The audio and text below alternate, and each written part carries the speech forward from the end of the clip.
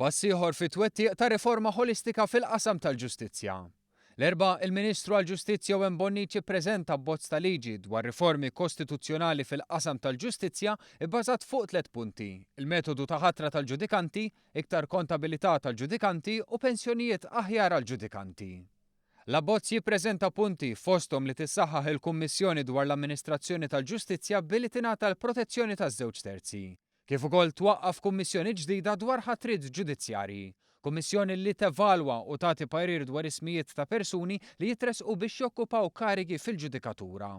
Se jitwaqqaf ukoll kumitat dwar l-imħalfin u l-maġistrati ukoll bħala sottokumitat li jieħu proċeduri dixxiplinari kontra mħalfin u maġistrati. Il-Ministru spjega li l-Kumitat se jkun jista' jimponi sanzjonijiet dixxiplinari bħal multi u sospensjonijiet lil mitkeċċija jew twissija biss kif kienet il-liġi s'issa.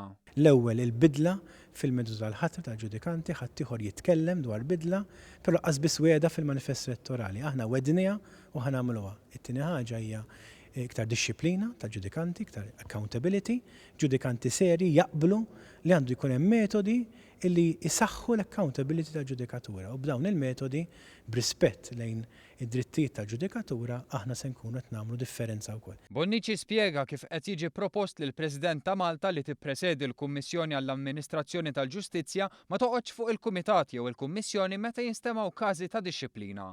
Dan biex l-uffiċċju tal-President ikun il fuq minn materji li jistgħu jkunu kontenzjużi. Flimkien ma' dawn Bonnici żied jgħid li l-età tal-irtirar tal-imħalfin, il-maġistrati u l-Avukat Ġenerali se togħla għal 68 sena biex pajjiżna jgawdi iżjed mis-servizzi ta' dawn il-professjonisti għal iktar żmien. Fl-aħħar nett fuq il-parir tal-Kummissjoni Bonello se tidħol skema ta' pensjonijiet għal membri tal-Ġudikatura u l-Avukat Ġenerali biex jibbenefikaw mill-massimu dawk li taw servizz ta' 15-il sena jew iktar. Skema li ilha tissemma u li se tiddaħħal biex il-Ġudikatura tattira l-aħjar imħuħ leha.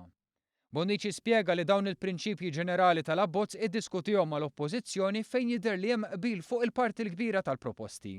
Dawn il-proposti fakkar Bonnici jirriżultaw wara li l-Gvern nieda l-Kummissjoni Bonello li proponit 450 proposta għal riforma mill-qiegħ fil-qasam tal-ġustizzja.